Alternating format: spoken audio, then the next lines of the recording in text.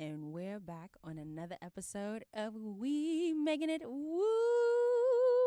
Guys, I came up with a tagline. Are you ready? Your weekly look and conversations around access to success so we can all what? Progress. If you want to know what it looks like to be successful in your 20s, well, just keep listening. If you want to be a part of this conversation, be sure to email me at katiesmiles.nyc. That's Katie because it's my name. Smiles because my smile is cute and it's literally showing right now. .nyc because that's where we at. Last night, what happened? Let's see here. Shout out to Britt Falcon and Dynamic Alignment. I am still kind of injured. Since working full time, I've been getting this really like tingling and also like ball sensation, like the muscles are starting to wrap around themselves in the palm of my hand. So she's trying to help me with that. I've also stopped running, which is the worst. So she's trying to get that. So I think next week, if the weather's nice, she said that we're going to go outside and she's going to watch me walk and she's going to watch me run.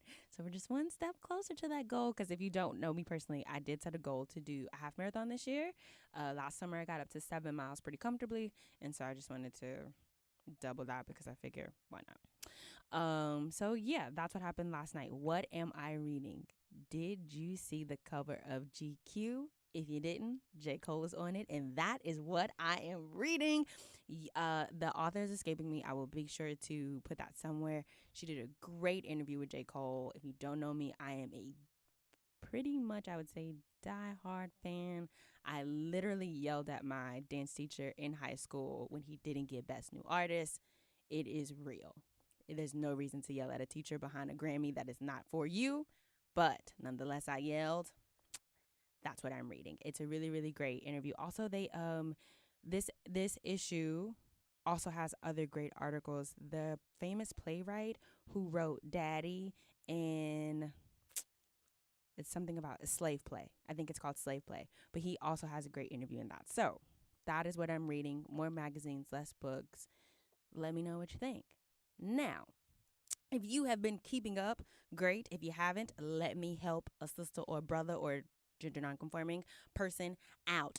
So we are talking about full-time artistry with full-time jobs. If you didn't catch the first episode, it's with Michaela Ware. Last week was with Chantel Prado. And this week, because we have to keep the conversation round, guys, I'm not really into angles. Apparently, they're a sign of danger in nature. If you want to know more about that, reach out to me and I'll explain it to you. But yes, we got to keep the conversation around. And I thought, who better? Well, let me kind of explain what round means. I didn't think it was fair to have this conversation without full-time dancers. And I thought to myself, who are the full-time dancers that I know?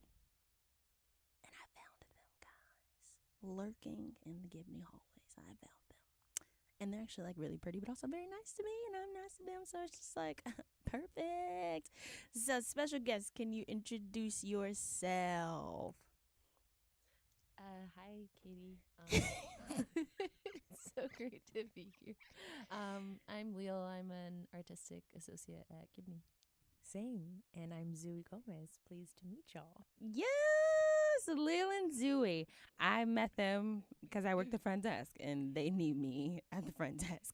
Y'all, for better or worse, the front desk at Gibney has really offered me some opportunities to what? Say hi to people. So I say hi. So I met Leal and Zooey respectively a while ago. A year and a half? 2 maybe? When did you start working at Gibney? I started working in Gibney in February of 2017. February 2017, something like that. So 2 for me. Yeah. And so let's get right into it.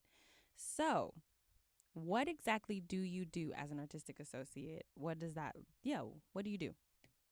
Girl, just about everything. Administrative work, learning how to create your own website, which it falls into that category. Yeah. We do community action, which means traveling to domestic violence shelters, and we perform workshops, which are movement workshops for adults and children, We take classes. I pretty much try to take classes every day. Yes, they do. And they put uh, themselves into class. Shout out we to have them. yes, girl. We have rehearsals depending on the day, either from 12:30 to 4 or 12:30 to 6.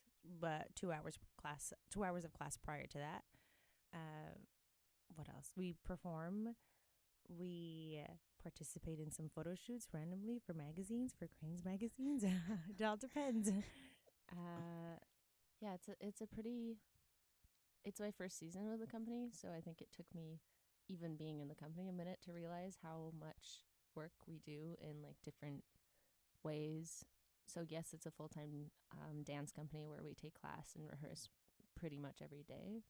But then on top of that, we do the community action, like Zui said, which entails assemblies in public schools to educate young people on healthy relationships and teen dating violence. And then we do movement workshops, like Zui said. But then on top of that, we also do our own individual fellowships, advocacy fellowships, which is a whole nother world of work. So there's like 3 facets to our job, Right. I would say. Yeah. 3 major facets. Yeah. Because then there's other facets too, I guess. Right. Which is amazing. But I do want to go back a bit. If you know me, I do like to go backwards as a way to go forwards. So, I want to go back to like let's go back to like 18 to 21. That was rough. And I chose that age range because I think that's for me when I was like, I had changed my major in school and I was like, I'm not going to do political science. Yes, I was a political science major when I went to college. I wanted to be a lawyer because my mom said I was a really great arguer, which I am. Makes sense. But at 19, I was like, no, this is lame. I don't really want to be with these people for that long. I want to be with them for the shortest amount of time. And so, yeah, at 19, I changed my major to dance, and I didn't look back ever since. Can you talk to me about that time and maybe some of your early goals, early desires as a performer, and maybe what you hoped it to look like, what it to feel like? Just kind of paint the picture of maybe this career that you wanted to have. To be honest, well, let's go back in my life. I wanted to be a dancer, and I made that decision when I was a sophomore in high school. Yeah. I transferred overnight to Performing Arts High School. And then when I got to college and I went to college for dance, at my senior year or junior year, I had like a split passion. I studied photography when I was in college. Yeah. We were partnered with another university, and so we were able to take credits and have these classes for free. Yeah. And I wanted to be a photographer. I was like a little torn because I wasn't sure what I wanted to do. Yeah. So I spoke to a variety of my friends, and realistically, photography will always be there, and I can always go back to it. Right. Whereas as a dancer, I'm in this body for so long, and I can only do it for so long. Right. So I was like, you know what? All right, let's stick with dance. I mean, I did just go through like 4 years of college for dance, so let's just run with it. Yeah. And then moved to New York for a couple months. Did not survive very well. Yeah. Moved back home for 2 years. Home being Miami. Yes. And then did all I could do in Miami. The dance scene is very small there. Yeah. And then I came back to New York for a second time, and I was like, okay, I think I can do this now and see what happens. Yeah. Leal? I didn't have a very linear path myself either. I grew up in Poland, and dance education isn't like a very big thing. Yeah. So I graduated high school and got into a conservatory in the Netherlands, moved out there. Incredible school. I did not do very well in the sense. I mean, I was doing really well, but mentally I was not doing very well. So I actually had like a breakdown, and within my freshman year, I got really sick. I got really depressed and like eating disordered, and had to actually drop out of school and went back. Wow. So that was when I was 19. And then I spent 2 years trying to recover. Yeah. So it was very painful to leave the conservatory, and kind of the thoughts that were going through my head were that I wasn't strong enough to be a dancer. Like I would never, Right. I felt like I was already granted this opportunity without having the correct background of like conservatories and like competitions as a kid. Right. So I felt like, oh, maybe this is not something for me. And it took me a really long time. It took me 2 or 3 years to realize that I actually really missed it. But it was painful because I felt like I really had to put even more work to come back. Right. Right. And then um, I guess I became stable enough to kind of be on my own. And my ex-boyfriend was living in New York at the time, and he was a dancer. He was at the Ailey School. So I came out to visit, and Yeah. I was enrolled at a university studying. One year I studied math. I hated it, although I was good at math, but I was like, I don't think this is going to work. It was just like a very chaotic few years. So I was trying to figure out how to restart. Right. And I moved to New York, not to dance, but to be with my partner. And I ended up starting to take open classes slowly. And then Yeah. like my body was had gone through so much trauma, and like the buildup was really slow. So Yeah. within a year, I enrolled into the Ailey School, just kind of to see what's going on, because I was taking so many classes anyway at that point. I was Right. like a work study student. I finally enrolled there, and within like 3 semesters, I got offered an apprenticeship with Sidra Bell. Yeah. So I was like, oh, this is picking up. So like I might as well just keep going. Yeah. And I feel like it just kind of kept going, and now we're here. But it's funny that you said that you studied political science, because I never, because of like how tumultuous my education and everything was, like I never Yeah. actually got my degree. Yeah. So I have like credits pending in like 5 different schools at this point. And Yeah. I've been actually recently looking at going back to school, but I don't want to go back to school for dance because I'm already literally like In the doing field. the job. Right. So it's like, I think it's really interesting how like multifaceted we can be. Yeah. Yeah, I have a minor in English, and Yay. so in Texas you have to have, I think it's like 24 credit hours to teach English. And my mom was very, very clear that if I did not have a backup plan, she was not here for me. She also just wasn't here for me, like for the dance thing. But I guess what I tried to do is kind of like win her over with. So yes, I technically, if I needed to go back and teach English in Texas, I You could. can, yeah. And then I have a Africana Studies minor also. So I also am multifaceted. Great. And it's super helpful in so many ways. But I do want to press upon one part of the question that you guys didn't answer. And if you don't answer it, it's fine.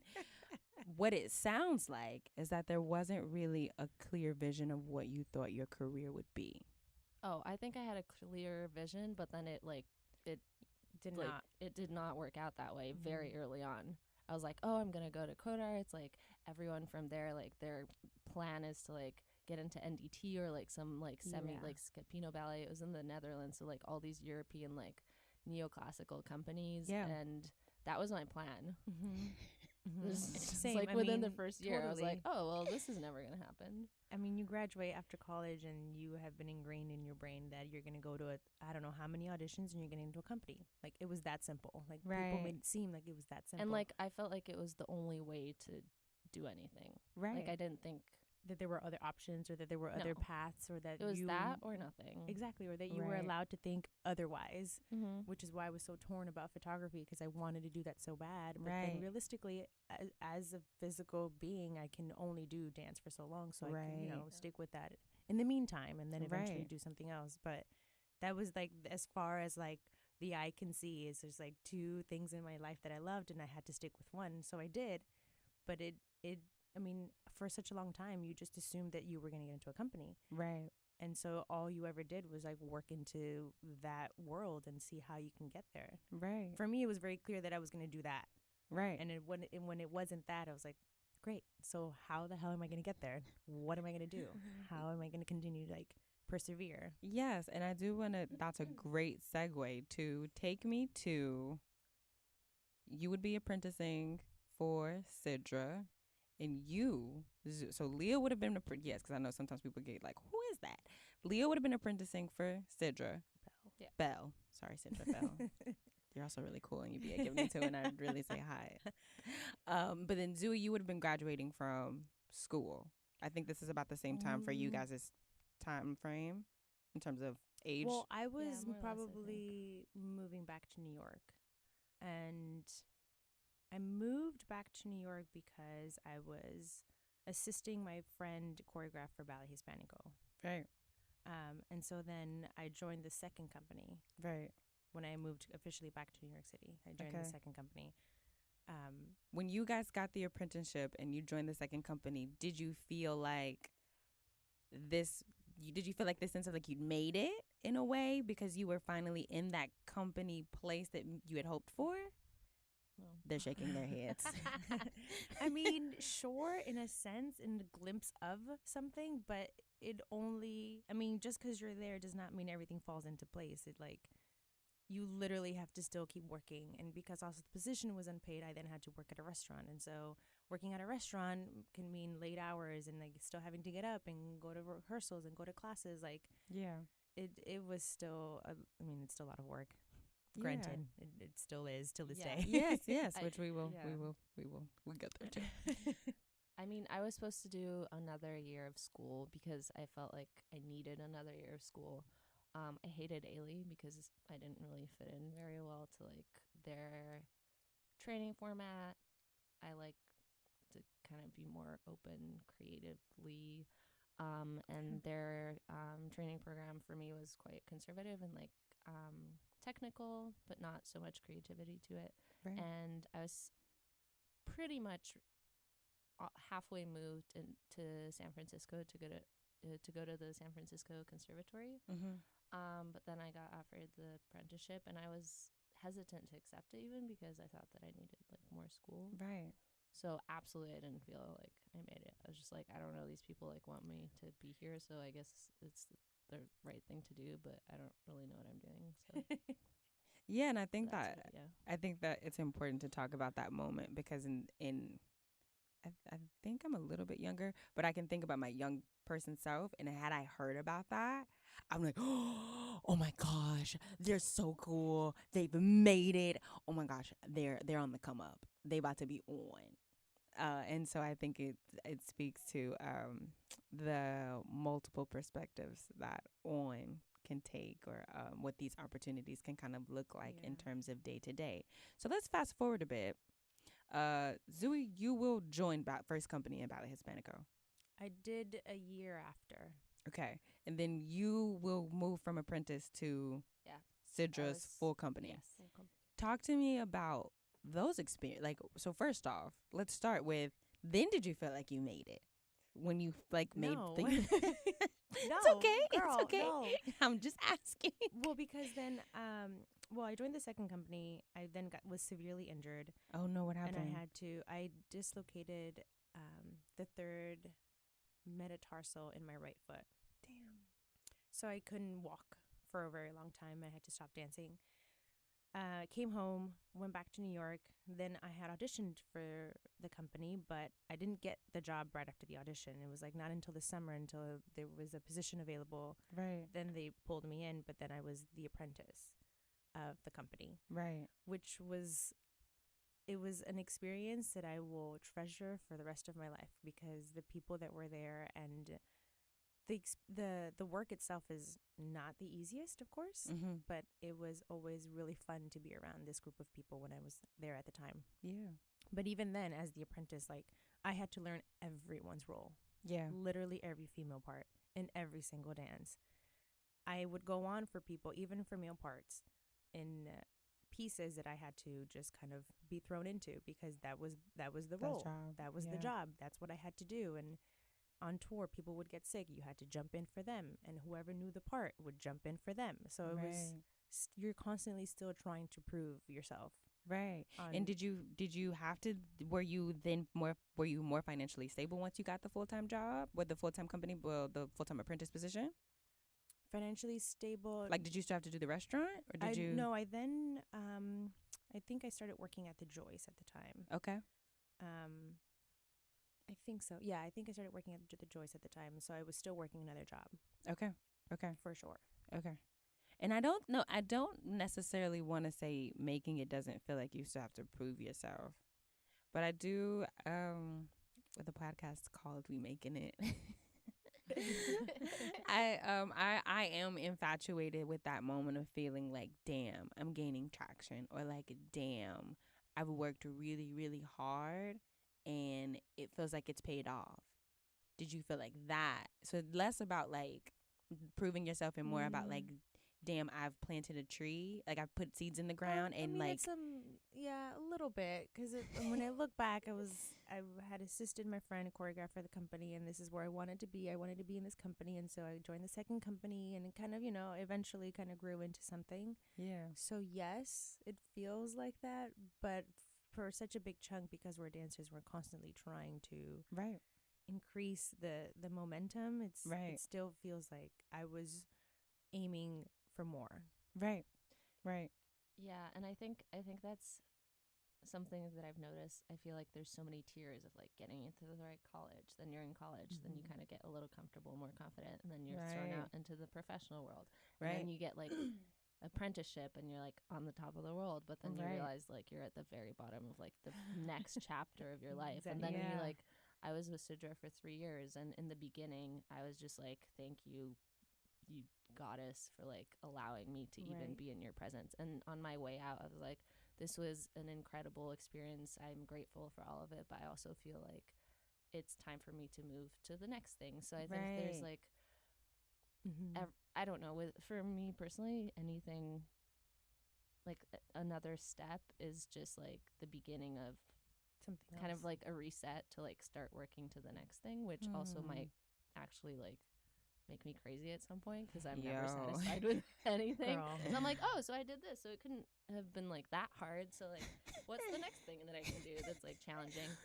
No, Um, it's so funny that you say that. Keep going, and I'll chime in just a but second. yeah, I feel but there definitely have been moments for me where I force myself to take a step back and like think about 5 years ago and be like, oh, you just did this, or you've just like been acknowledged by this person, or just got hired by this person, or worked intimately with like, someone you've looked up to for so many years. And it takes actual conscious effort on my part to like step back and be like, would 22-year-old Leal like be impressed by this? Probably. So like maybe just just give yourself some credit for Right. because it's so grueling, and getting up every morning and you're like, I don't even know what I'm doing, but why am I doing this? Like, am I nuts? Like, nothing's happening, and then like something good happens, like you get the job that you want, or you see improvement over a year Right. of like really training or really working hard. And it feels good, but then it also feels like, cool, so like where else Where can else I go, exactly? What else can I do? Yeah. No, it's so funny that you say that, because I feel like at this restart place, I think this is I don't even remember what episode this is, but the fact that I actually can't remember what episode this is also like a huge feat, because I remember when this was just like a seed in my brain. And so, but I say that to say, I do wonder if that's like really bad training. Only because I think, at least for me, I never want to get to a place where I miss out on the nice part of it.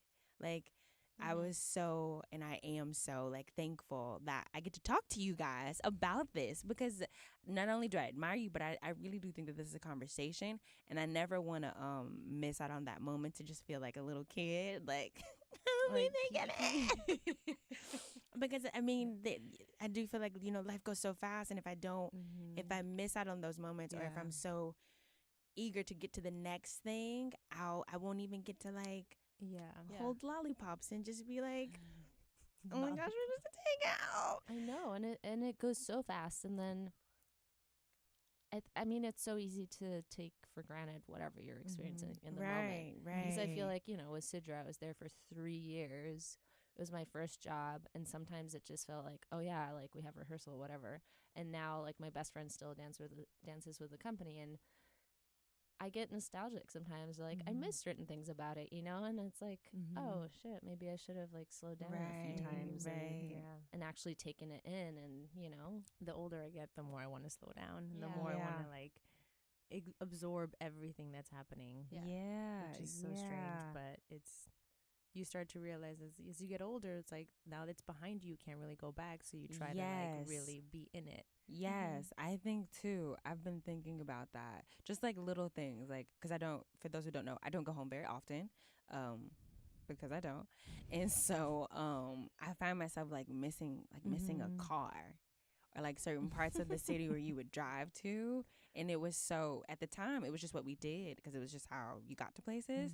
And that almost feels like foreign, because even if I go back now, it's not going to look the same because of construction and I'm older. But yeah, you can't go back, and it's also, so it's almost like a, if I can't go back, let me just really really appreciate everything that's going. Otherwise I may miss it. And you never want to, I guess I never want to look back and think like, damn, what happened? I know. I missed it. It's like when I go back home, I always go to the beach. But growing up in Miami, I was never at the beach. See? Probably maybe once or twice in the summer, but I was never there. And That's now that I'm crazy. home, I'm like, I have to go to the beach. I go every day. I go as often as I can. Yeah, totally. Yeah.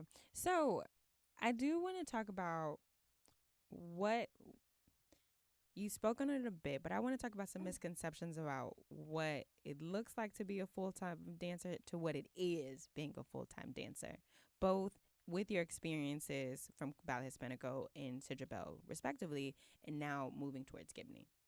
Like, what do people, like, I think, what do people think it looks like, but then give me the real, like, but this is what it actually is. So it's a lot of hours, that's for sure. Just because it's physical practice that, you know, you got to keep up. It's also like practice that you do at home. It's just a lot of practicing. Meaning that like practicing writing a good email and knowing what that might be like. Practice of good etiquette and when you talk to people. As I get older too, I'm realizing the dance community is very tiny, and so you just learn to be kind to people. And you also don't know who's going to be standing behind an audition board. Smart when you are auditioning. Exactly. Yeah, like it's crazy. Right. Or practicing choreography at home. Yeah, I mean, it doesn't really, we work 10 to 6, but that is a lie because we work much more than that.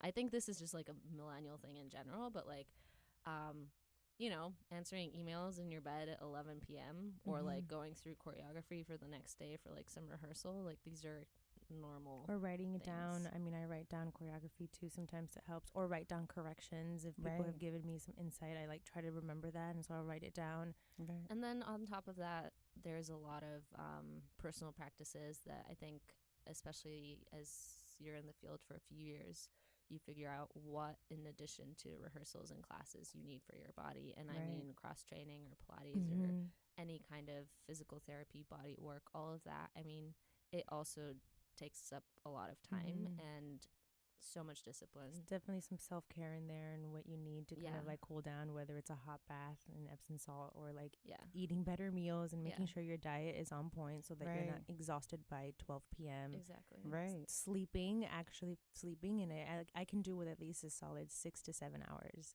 8 would be fantastic, but 7 is probably solid. And I make sure it happens. It has to happen. And all of these things, you know, infringe on your social life or your dating life at times. Like, I need to go home because I need to get the right socks for rehearsal tomorrow, because if I don't, then I'm going to have a bad rehearsal and a bad day, and it's going to be a waste of my time. So, like, I need to, like, pick this thing up. I need to, like, pack the right lunch. Like, it all, you revolves around it. Yeah. For sure. Yeah. And if it means not having that extra beer at night when you're hanging out with friends, then it means you can't have an extra beer. Like, and that's it. Or you suffer the next day. And you're going to be real mad. Yeah, you are. And it's your own fault. So we blame you. And I think there's a lot of balancing also of all of these things, because for me, it's easy to go into like hyper work mode, Yeah. which is also like Same. at a certain point not healthy, because if Right, you're just right. like, if you're not living your life, you don't have as much to give as an artist and like Right. as a voice in the room. So I think like balancing that out is also Which also goes back into the slowing down stuff. It's Yeah. like if I'm, I can plan ahead and see a friend and hang out with a Yeah, friend just yeah. to kind of like reset my own thoughts and my life. Yeah, and have a rich yeah. life yourself. Yeah, Right. and giggle. Just like laughing is my favorite thing to Yo. do. So if it means to just sit with my friend in her apartment and laugh, then I will do it. Yes. And I think that's why you know what? Not to say that I think people don't like me at Gibney, but I think people especially like me because y'all, I always come with the jokes. If you know me personally, I feel like 100%. I feel like I always got something to say. But I do want to segue that into yes, self-care. Yes. I think when I was younger and I was trying to explain this to my mom, or I was trying to explain to anyone, it was this. I think the like the gremlin or the person that didn't understand was just getting them to see that it's a job. That like you are compensated, you come in, you pay, but like this is no different from me sitting at a computer. And in some ways, it's way more fun than sitting at a computer all damn day. And that like I think that's so important for people to hear that like you go to work. Yeah, this is it. Oh yeah, it's a job. Totally. This is not coloring. Though coloring is great, this is not something that you're doing for only self pleasure. Right. Oh, I can talk about that. But I do want to segue that into, so what was the impetus to then make you want to go full time with Gibney? I mean, being a freelancer part-time dancer in New York is tough. So with Cedra, you were part time. It's a full-time commitment that isn't full-time hours and isn't full-time pay. So all of us in the company worked, either taught on the side or worked like an additional job. Right. And it was also difficult for me because I was signed with a commercial. I'm still signed with a commercial agency, and they would send me on like these amazing projects. But it was also it's the amount of scheduling that goes into being a freelancer or working multiple jobs Right. is absurd. Right. So that's like a huge Yeah. thing as well. And then sometimes it's days where I worked at a cafe for 3 years, and I still love everyone there because they were amazing, and we actually still hang out with some of the people. I love them. But I would get up at 5 a.m., work at the cafe from 6 to 1, and then sometimes go to rehearsal from like 2 to 8. Like that is not a sustainable lifestyle. Of course, when you're an apprentice or like first year or like maybe a year or two when you're like early 20s, because you want that job no matter what. Right. But after a few years, it's like, It's draining. oh, how, like, I can't. I was last year, I left Cidra's company last year, and I was burning out, and I didn't dance all summer, and I wasn't really very happy. Just like, oof, something needs to change. And then I got super lucky because the opportunity with Gibney presented itself, and of course I was going to take it. Yeah. It like I haven't taken class this consistently every single day since college, probably.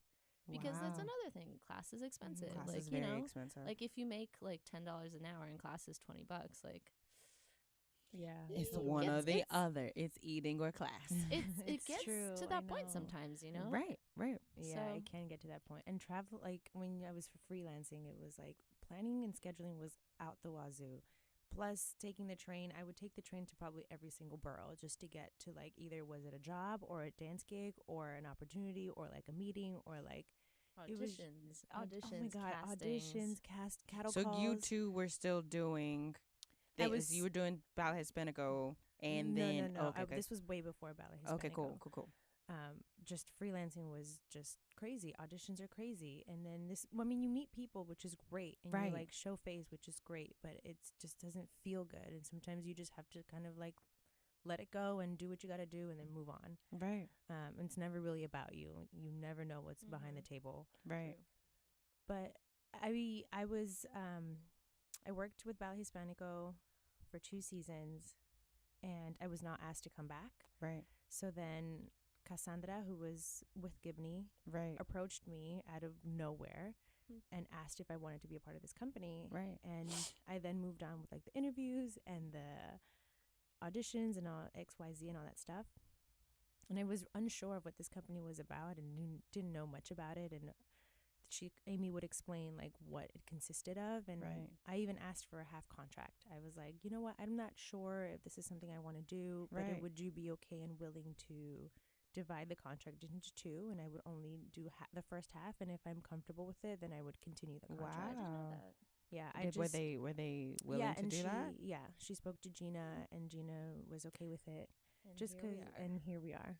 But I also think that that's first of all, I didn't know that either, and second of all, I think that's really important because talk about like knowing your boundaries and knowing what you're Right. capable of and Right. feeling really comfortable and confident to articulate that to Yeah. someone. Right. Yeah. It rather was than actually one of the first moments in my life where I felt like I was myself and allowed to speak for myself and, you know, hold my own ground. Because in the dance world, you're told what to do. Right. You're not really asked of You're for supposed anything. to be grateful for anything that ever is. Yeah. Like, Right. And like, sometimes oh wait, I'm doing the it work. doesn't work that way, you know? And Right. so I didn't know what I was walking into, and I thought it would only be fair that I did half of this contract and Right. see where I stood. And then, Right.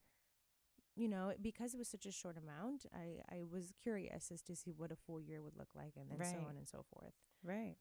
But that's how it rolled down. That's amazing. So, just so we can get some nuts and bolts here, full time as a company member. Let's get the nuts and bolts. What does that consist of? First off, that's a 52-week contract. 52-week contract, paid vacation, health benefits. We now have physical therapy on Through site. Symbio PT, shout out to them. Shout out to them. Amazing. Best PT I've ever had in my life. I swear. Really. What else? We work all summer, which is something We that work all summer. I've never really experienced. Yeah, performance opportunities, teaching opportunities. We're teaching it on NYU soon. We have our summer intensive at Gibney in Which is huge. June. I've done it. It's great. If you want to do it, email me and I can give you details. What else? So much support on the The advocacy fellowship. Yes, and we're actually going to talk support. about that next. Ooh, yeah, amazing. I Okay. have only unlimited classes, You do get Totally, unlimited for classes. free. which is wild. And you also do you Wild. guys get discounted space? I don't know what you, because I I know do we think so, yeah. do. We do, yeah.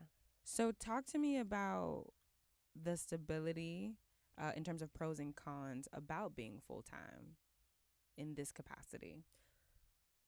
Well, I mean, this is the first time I'm like financially stable in this way, where I know my paychecks and I know my like financial Right. state Right. for a year, Right.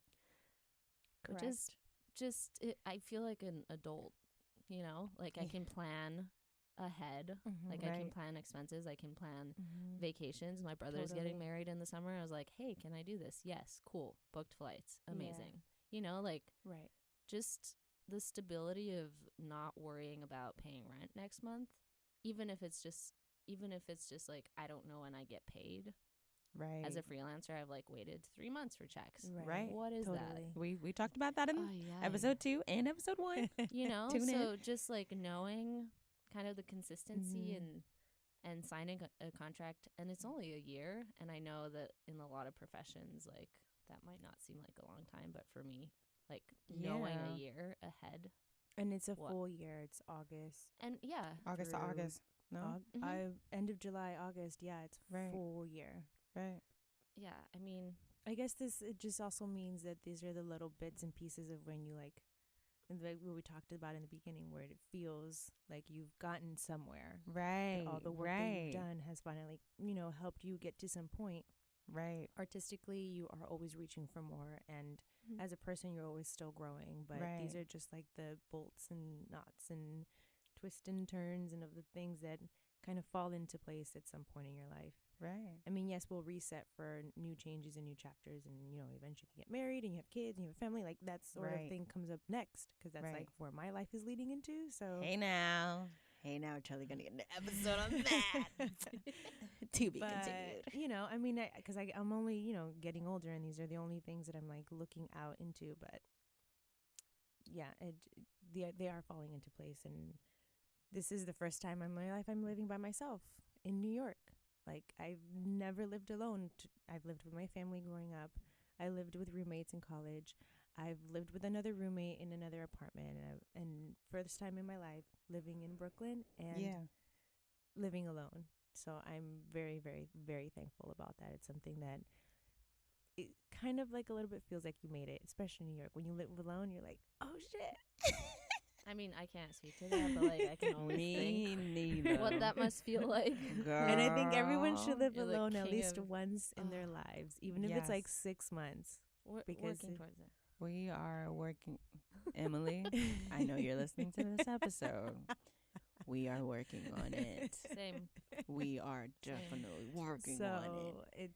it feels pretty secure, and it feels good, and it feels like you can make steps and plan ahead. And Yeah, and I think it's so respectful to, like treat it We're- as a real job. Yeah. treat it yeah, it's a real contract and a real job, and we get treated like professional like that. adults, So, yeah. Right. And I think that's one thing that I think I even, like, I'd had a lot of different jobs, and I had gotten, even in college, I was at certain points working 2 jobs. So I'd gotten really comfortable, like, oh, I don't have to make enough money, or I don't have to have enough all the time. I just got to be able to, like, be forward thinking. And I think one of the hugest things for me in terms of going full time was that I noticed how much I was worrying. Like, I literally was in the bathroom, like, brushing my teeth, and it was like this epiphany moment of like, how much of this day was spent thinking about if I'm gonna make rent. And I was like, Khadija, Yeah, totally. you literally haven't thought about much else. Keep in mind, like, I'm a pretty heady person, so I do think about a lot of things, but I just realized, like, how much of the day your was spent. headspace Like, is- yeah, it's just like money. Is it enough? Is you gonna make it? And I know, especially in crunching- New York, for sure. and so, yeah, what full time does, be it administrative, creative, full time dancers, because it's totally possible. It does sound like that it gives you a nice jumping place. Whereas maybe, and could you speak to this? I know for me, it was really difficult to grow in certain capacities, like saving, but also like I could train a lot for a little bit, and then I'd have to go back because my jobs would switch. And so being able to produce multiples of things or see myself grow in any way would kind of get stunted because my jobs were always shifting. Would you agree? Or I mean, I agree in that sense where when you are a freelancer, you're kind of shifting so often and like doing so much that you can't really consistently stick to one thing. And if you Yeah. are doing like a monthly membership to one thing, you kind of have to not do it that month because you need the money for this and you need the money for groceries. right. and, Yes, like, that's what was happening. That's yeah, what I was totally. Yeah, If that's what's happening. I can feel it. I know. I've sensed that. I've done that before too. But being able to have free classes, I personally feel like I've grown a lot. Oh, yes. Such a huge difference. Yeah, Also, going into rehearsal, having taken class, Yeah. game changer. Yeah. I mean, this shouldn't be a game changer because this should be normal. I but know. Yeah. But taking not thing is with Ballet Hispanico, they take ballet every day, and Right. sometimes there may or not be some contemporary classes involved in their scheduling. Right. I don't know. I can't speak for their schedule now, but at the time when I was there, we had maybe contemporary classes on Wednesdays, and every other day was ballet. Right. And I love ballet. It's like taking your vitamins, and it's so crucial and so essential, and there's so many things about it that I admire. Yeah. But there are also so many other techniques Right. that not only can help your ballet technique, but that vice versa, where it's Right. like the ballet can help that technique, or and so on and so forth. And I just think as a dancer, we shouldn't get comfortable in one source of technique. Right. It should allow you to want to do other things, and being Right. able to do other things. I've explored so many other ways of moving, and so many other ways of growing. And I would never do floor work. I've never done Yes, floor and work. if you've seen Zooey in Lasha's class, y'all, she be cutting up, y'all. She be I've never just done floor work. Shout out splitting to it Lasha down the because middle. She's Yes. amazing. Love her. She's like a soul sister of mine, and we just recently spoke about it. This is, I know that how closely we became. So Yes, is it the such a hair? friendship. It's Well, the It's hair. the hair. She noticed that first too, But I mean, at I'm 31. She's now 30, and it's like so rare to find someone at your age, on your level, to create a friendship. Right. And especially because it started artistically, and I think that's Yeah. a huge factor. And they helped me so much. And Yeah. had I not been in this company, I would have not, met someone like her, and I would have not done floor work, and so on and so forth. So Yeah. taking classes for free is like meeting new artists, and meeting Adam Barrick is great. Nicole Van Yeah. Arks is great. Yeah. Like, Yeah. just all these teachers, instructors have so much to offer that I had never knew that this world even existed. Yeah. And I think what's great too is I've put you guys into classes because I'm at the front desk. Mm-hmm. I feel like you guys will take a class that's sometimes opposite of what you're currently working on. Oh yeah. I think there's also like a whole entire like magic art of like figuring out what you need For the day. Yeah. And Gibney offers a lot of classes, so whether it's ballet or specifically to what choreographer we're working with at the time. Mm-hmm. And I think also what you said about ballet being like a staple, but also it depends what kind of work you're doing, because now we just finished working with Bobby Jean Smith for 3 weeks. Ballet wouldn't necessarily prepare me if I took it every morning. Like it was nice to like take a variety of classes to kind of Get your body get going. Yeah. around like training throughout the week before rehearsals with her, because the work is so She's moving right now, guys. Yeah. It's coming It's to it. very, very involved. Very It's meaty, very like Experiential. Yeah. Very So- meaty, very thick, very fully aware. Yeah. Yeah, so movement. I think it also depends. Yeah, like you said, Katie, taking a whole lot of different kind of classes. And taking full advantage of that. I have Yeah. no shame Oh, yeah, in like, for being like, I'm going to go to this class, and then this evening I'm going to go to that class, Yeah. and then next week I know for sure I can't go to ballet because I got to go to this class instead. Yeah. Like, I just full I'm so advantage. here for this. I'm glad that you're excited. I'm also glad that you put yourself in class. I said that earlier, but guys, if you work the front desk, you already know them class counts got to be on. And I hate when it's somebody that work at Gibney that did not put themselves in class before they walked in. Oh, But Zoe and Leo, It's not that hard. they be on it. They be on it. I know it maybe has been you in the past, but honey, I haven't noticed in a long, long time. So I'm here for you. I stand in full support of you. Oh my God. I'm always like, sorry, that was me. I didn't sign it. My apologies. Sorry. I was running in. I'm sorry. So before we get up out of here, I do want to talk about how entrepreneurship or your fellowship, depending on how you want to look at it, but I actually want to talk about it more grandly speaking. I think I bring up your entrepreneurship because it is so integral to your role at Gibney, but I also bring that up because it seems pretty integral to you as people now. Like, most of the dancers that I admire at this point have something outside of performance that is fueling them the same way that dance does. If you listen to the episode with Amy and Shimo, it was that same impetus that gave way to their community outreach section of Groundworks. First of all, what role does entrepreneurship play in your artistic practice? I mean, I think it's a necessity, first of all, because like we were saying, even freelancing or being part-time, like there is so much work that goes into like applying to stuff, looking up auditions, like being your own manager, time managing, all of this work. Right. It's nice because now all of this time and effort has shifted into actual substance work and not just like sustaining yourself. But I think it's a lot of skills that like we all have as dancers just because we need to survive. Yeah. But it's really nice to have the time and resources to allow Practice that. And do that. allow to have actually like programs and projects come out of this right now. Yeah. It's definitely a necessity. I think the older I get, I talk about this a lot, but it's the truth. It's just a matter of knowing what to say to whom, how to write to whom, how to present yourself to whom.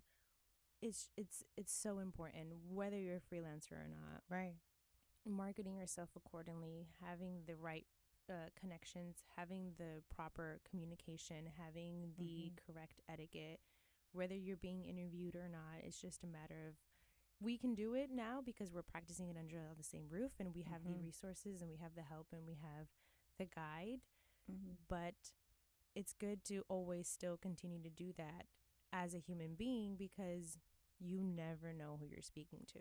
Right. You never know who you're going to come in contact with, especially in this community. And yes, in this community and in other communities, like you could be a doctor, but if you don't know what you're talking about or don't know how to like present news to people, then what good are you at? Right.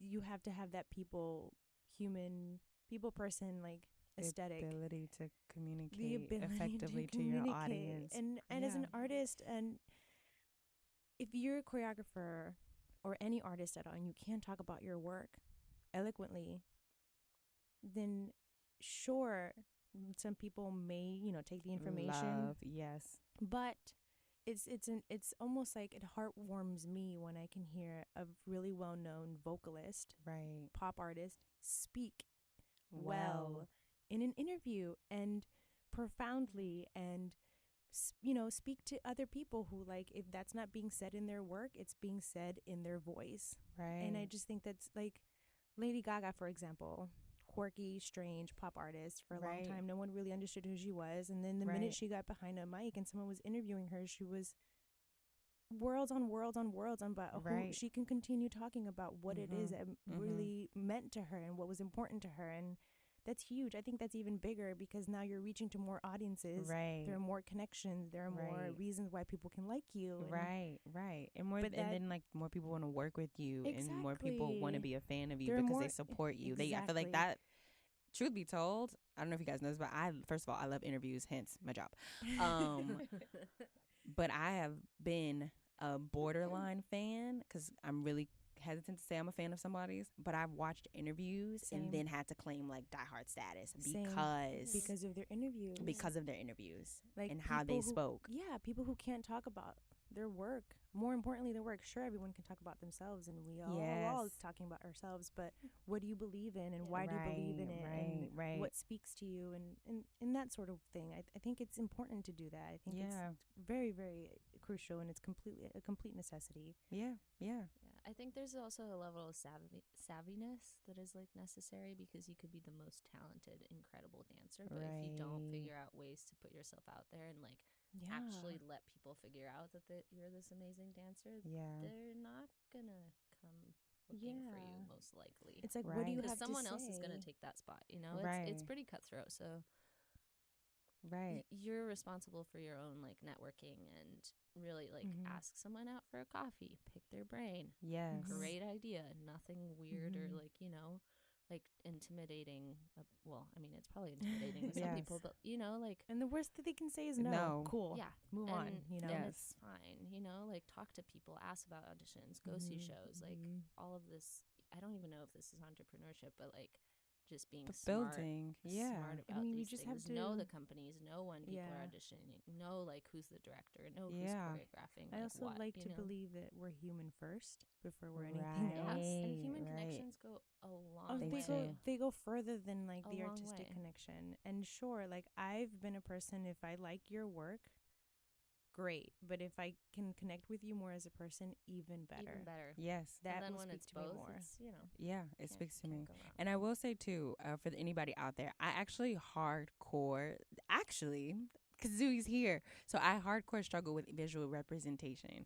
I think for a really long time, it could be my dancer training, it could just be my own internal gremlins, but I would be like, oh, I work hard. Oh, especially when I was a kid, I was like, oh, I make great grades. And I'm also like a bit of a smooth talker. I have a way with words, I'll say. And so I would be like, oh, I don't have to like have the nicest shoes. Because at the time too, like I was working in high school, so I didn't have like the nicest clothes or the nicest shoes. And I validated like maybe a slouchy appearance or like a not thought about appearance because I was always like, when you meet me, it's going to be a wrap.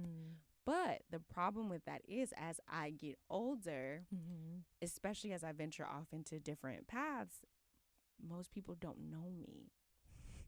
And so I have to work. I reached out to Zooey over the summer about a photo shoot, which we still have to do.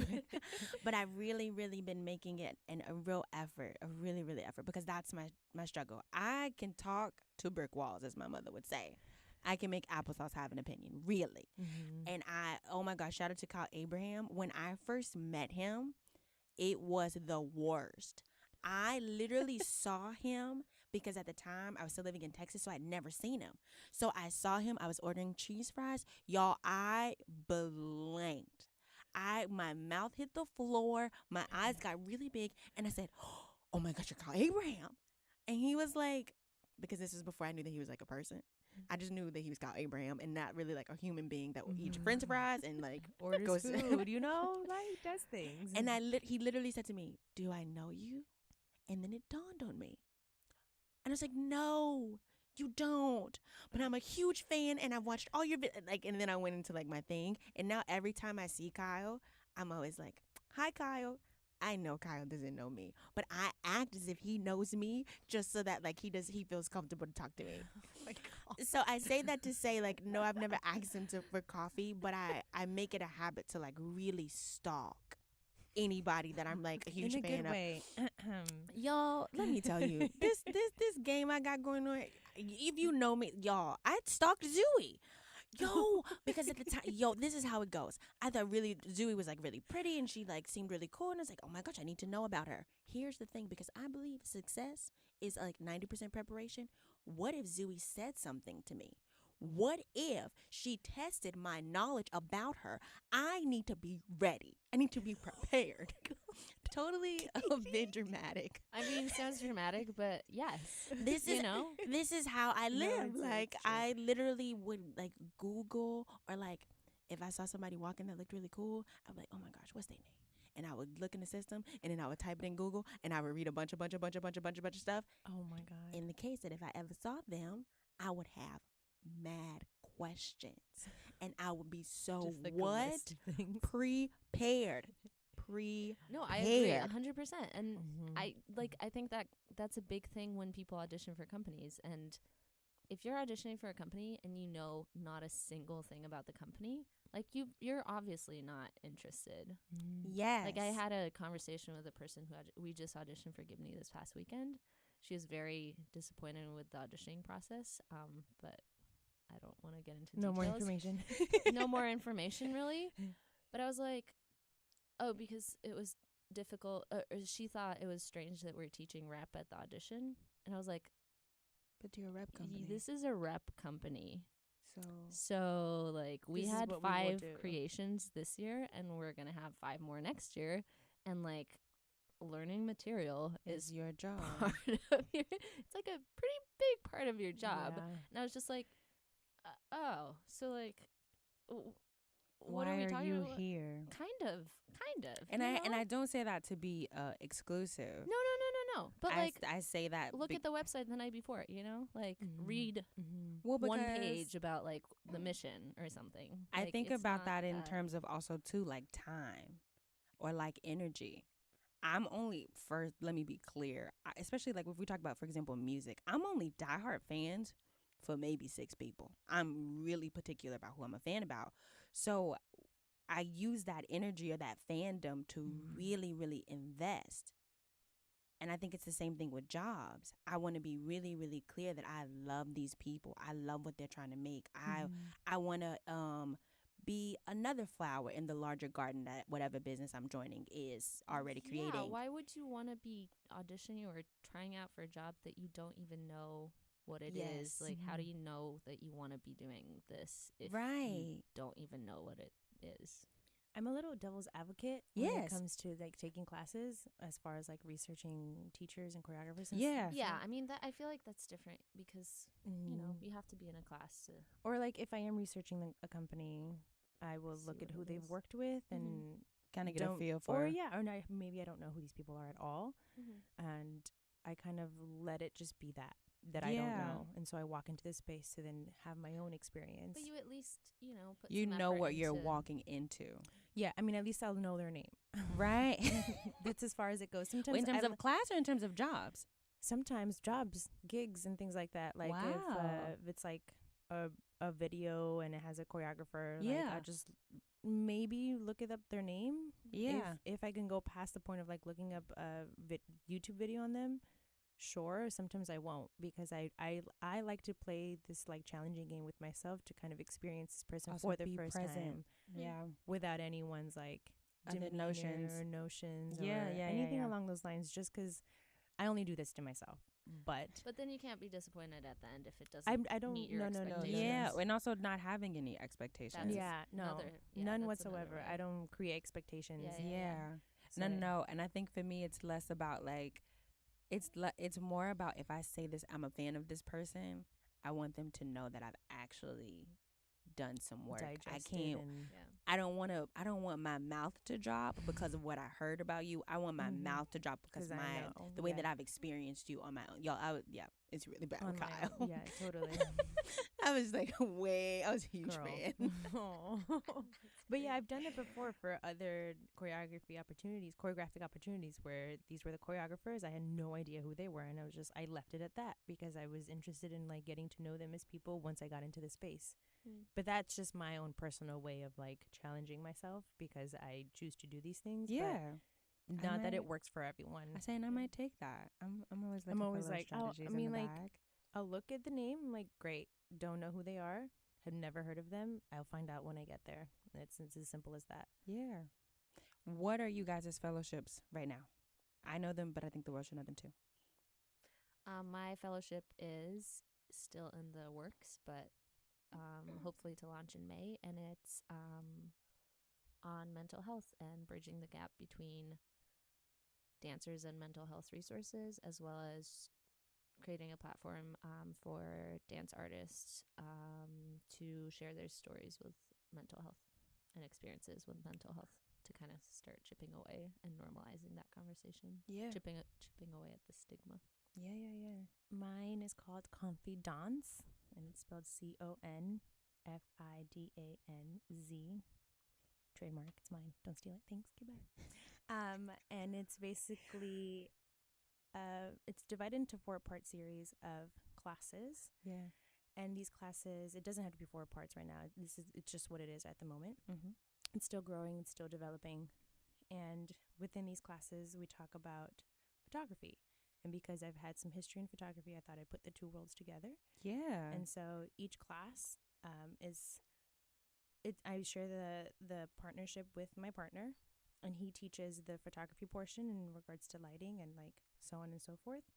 And it bridges the gap between knowing where you are in the space once you are given the opportunity to be in a photo shoot, Yeah. and feeling comfortable within your own skin, Right. and not feeding someone else's expectations, but making sure that you can share what you're knowledgeable in, and Right. taking care of yourself and not having to injure yourself in a situation, Yeah. as well as like legal rights, and making sure that conversations are had so that you don't show up to a photo shoot completely uncomfortable and not knowing what you're doing, Right. and not really sure how you got there, Right. whether it's a paid or unpaid.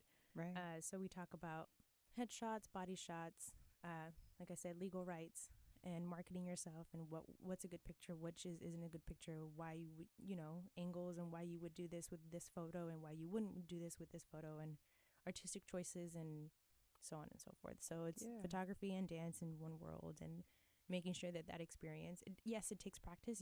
I don't expect you to walk out to be an expert at this, Yes. but it definitely takes practice, and it's just creating a healthy understanding between those two places, because we tend to think that because someone's behind a camera that you are now the subject, and yes, you are the subject, but it doesn't mean that you can't both be artists in the same room. Right. I mean, we both are artists, and we tend to forget that. Yeah. So it's just allowing that to feel a little more at ease. Yeah. And how have these projects or fellowships grown your artistic practice? Like, how has this overlap in this entrepreneurship fed what you do on stage? What I do on stage, Or maybe it hasn't, but I think it has. And so I think it's also created a new form of language for me, and making sure I'm taking space and commanding space, whether it is in a photo shoot or on stage. It allows myself to practice what I preach, that if I am telling these people and participants and students to feel good in their own skin, to also be sure that I'm also feeling good in my own skin when I am performing or when I am being photographed, because I threw myself, out in the world and kind of like learned all these things, and no one really teaches you how to be good at a photo shoot yeah. ever. And I think I will say that because I had some photography knowledge, Yeah. it allowed me to understand where I was in the space. So Right. as a performer, yes, we have to always know where we are in the space. So Right. just feeling good in that and commanding that, Yeah. Yeah. I think. I think similarly to Zooey, my fellowship's having the desired effect, the effect that I'm trying to get for people is like affecting me in a way, because Yeah. my goal is to normalize the conversation on mental health and have more productive ways of dealing with these issues. And I'm at the stage right now that I'm collecting stories for the launch, Yeah. and just seeing peers and successful dancers Yeah.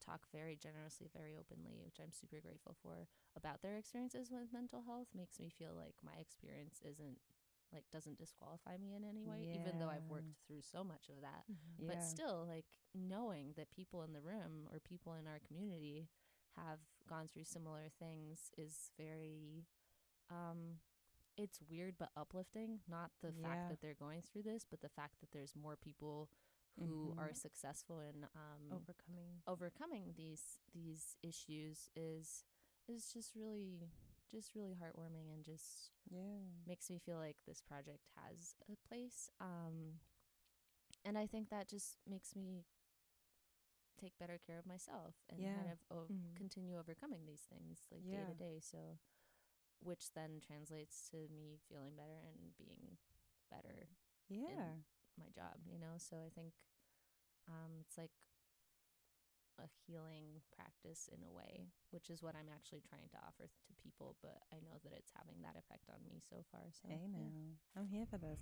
So, last but certainly not least, where can the folks find you? Give me some plugs, performances. We are performing. We are in May. 3rd, 4th, and 5th. Oh Give- shoot, I'm performing at the same time. I feel really famous that I'm like performing at the same time as you. May 3rd, 4th, and 5th, gibneydance.org. Yes, Yeah. 280 Broadway. 280 Broadway. What time? I don't know 7:30. I think it's gonna be times. 7:30. I think it's 7:30, and then Saturday's a matinee day. It's a double show day. Mm-hmm. Yes, yes. So that's gonna be Where can we find you? Insta, Facebook, Tumblr. Instagram at iam.zui, ZUI. And Leal Z is LEALZIE on Yes. Instagram. Yes. And at Gibney, pretty much any given day. We're there. Yes. Truly. Out there. And one more question. One more. Can I give my Yes. Oh, fellowship sorry. Go for it. website? Oh, yeah, Yes, do for it. Confidence.org. Yes. So CONFIDANZ.org. I'm totally check it gonna out. look at that on the train. Do it. I think you spoke about this, but before we get up out of here, I want to ask you, do you feel like you made it? Question mark. I'm going to say we're getting there, Yeah. but we're always getting there. So, like, yes. Yes, yes. Do I feel like I'm at the bottom of my bowl of my like ice cream tub? Not quite, but I'm like still scooping. So Hey scooping, at now, least we're I need to scooping. keep that. We are totally gonna trademark that for Zooey. Still scooping. We are still scooping. Just All still- right, guys. Make it live. Make it breathe. You don't have to make it, but you just gotta make it. Yes, think about it or make it rain. I'll see you in the next one. Bye, guys. You say bye too. Okay, Bye. bye. Thank you.